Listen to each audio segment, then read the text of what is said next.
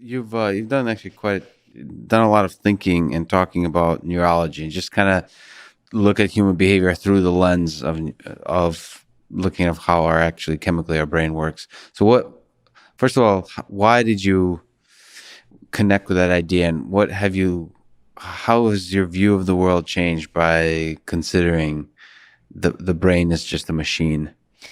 I know it probably sounds really nihilistic, but for me, it's very liberating to know a lot about neurochemicals because you don't have to. It's like the same thing with like critics, like critical reviews. If you believe the good, you have to believe the bad kind of thing. Like, if you believe that your bad choices were because of your moral integrity or whatever, you have to believe your good ones. I just think there's something really liberating in going like, oh, that was just adrenaline. I just said that thing because I was adrenalized and I was scared and my amygdala was activated, and that's why I said you're an asshole and get out. And that's, I just think it's important to delineate what's nature and what's nurture, what is your choice and what is just your brain trying to keep you safe. I think we forget that even though we have security systems in homes and locks on our doors, that our brain for the most part is just trying to keep us safe all the time. It's why we hold grudges. It's why we get angry. It's why we get road rage. It's why we do a lot of things. And it's also, when I started learning about neurology, I started having so much more compassion for other people. If someone yelled at me being like, fuck you on the road, I'd be like, okay, he's producing adrenaline right now because we're all going 65 miles an hour and our brains aren't really designed for this type of stress. And he's scared. He was scared, so that really helped me to have more love for people in my everyday life instead of being in fight or flight mode. But I think more interesting answer to your question is that I've had migraines my whole life. Like I've suffered with really intense migraines, ocular migraines, ones where my arm would go numb. And I just started having to go to so many doctors to learn about it. And I started, learning that we don't really know that much. Right. We know a lot, but it's wild to go into one of the best neurologists in the world who's like, yeah, we don't know. We don't know. We don't know. And that fascinated me. It's like one of the worst pains you can probably have, all that stuff. And we don't know the source. We don't know the source. And there is something really fascinating about when your left arm starts going numb and you start not being able to see out of the left side of both your eyes. And I remember when the migraines get really bad, it's like a mini stroke almost. And you're able to see words on a page, but I can't read them. They just look like symbols to me. So there's something just really fascinating to me about your brain just being able to stop functioning. And I just wanted to learn about it, study about it. I did all these weird alternative treatments. I got this piercing in here that actually works. I've tried everything. And then both my parents had strokes. So when both of my parents had strokes, I became sort of the person who had to decide what was going to happen with their recovery, which is just a wild thing to have to deal with at, 28 years old when it happened. And I started spending basically all day, every day in ICUs with neurologists learning about what happened to my dad's brain and why he can't move his left arm, but he can move his right leg, but he can't see out of the, And then my mom had another stroke in a different part of the brain. So I started having to learn what parts of the brain did what, and so that I wouldn't take their behavior so personally, and so that I would be able to manage my expectations in terms of their recovery. So my mom, because it affected a lot of her frontal lobe, changed a lot as a person.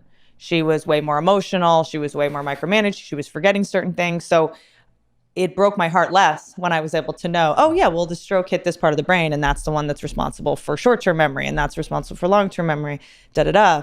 And then my brother just got something called viral encephalitis, which is an infection inside the brain. So It was kind of wild that I was able to go, oh, I know exactly what's happening here. And I know, So that's allows you to have some more compassion for the struggles that people have.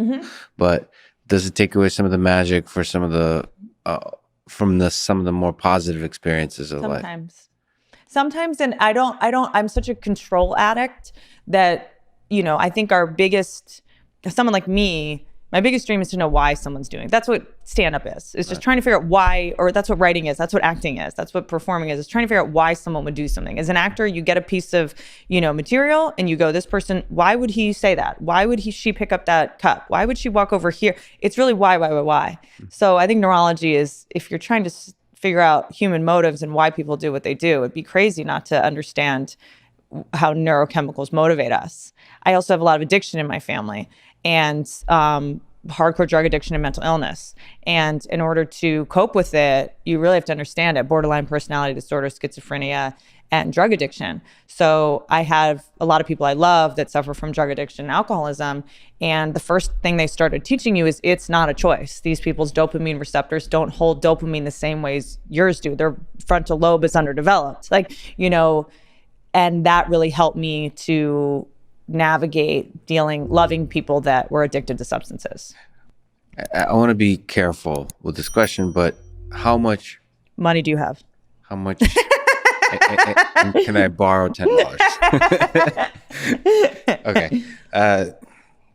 No, is how much control, how much, despite the chemical imbalances or the biological limitations that each of our individual brains have, how much mind over matter is there? So through things, and I've known people with clinical depression, and so it's always a touchy subject to say how much they can really help it. Very. What can you? Yeah. What can you? Because you've talked about codependency. You've talked about issues that you're struggled through, and nevertheless you choose to take a journey of healing and so on. So that's your choice. That's your actions. So how much can you do to help fight the limitations of the neurochemicals in your brain? That's such an interesting question, and I don't think I'm at all qualified to answer it, but I'll say what I do know. And really quick, just the definition of codependency. I think a lot of people think of codependency as like two people that can't stop hanging out, or like, that's not totally off, but I think for the most part, my favorite definition of codependency is the inability to tolerate the discomfort of others. You grow up in an alcoholic home, you grow up around mental illness, you grow up in chaos, you have a parent that's a narcissist, you basically are wired to just people please, worry about others, be perfect, walk on eggshells, shapeshift to accommodate other people. So codependency is a very active wiring issue that, doesn't just affect your romantic relationships. It affects you being a boss. It affects you in the world, online. You get one negative comment and it throws you for 2 weeks. Or, it also is linked to eating disorders and other kinds of addictions. So it's a very big thing. And I think a lot of people sometimes only think that it's in romantic relationships. So I always feel the need to say that. And also one of the reasons I love the idea of robots so much, because you don't have to walk on eggshells around them. You don't have to worry they're going to get mad at you yet. But there's no codependents are hypersensitive to the needs and moods of others. And it's very exhausting. It's depleting. Just one conversation about where we're going to go to dinner is like, do you want to go get Chinese food? We just had Chinese food. Well, wait, are you mad? Well, no, I didn't mean to. And it's just like that codependents live in this, everything means something, and humans can be very emotionally exhausting. Why did you look at me that way? What are you thinking about? What was that? Why did you check your phone? It's just it's a hypersensitivity that can be incredibly time consuming, which is why I love the idea of robots just subbing in. Even I've had a hard time running TV shows and stuff, because even asking someone to do something, I don't want to come off like a bitch. I'm very concerned about what other people think of me, how I'm perceived, which is why I think robots will be very beneficial for codependence. By the way, just a real quick tangent, that skill or flaw, whatever you want to call it, is actually really useful for if you ever do start your own podcast for interviewing, because you're now kind of obsessed about the mindset of others, and it makes you a good sort of listener and talker with. So I think, what's her name from NPR? Terry Gross talked about having that. So I don't feel like she has that at all. Was what?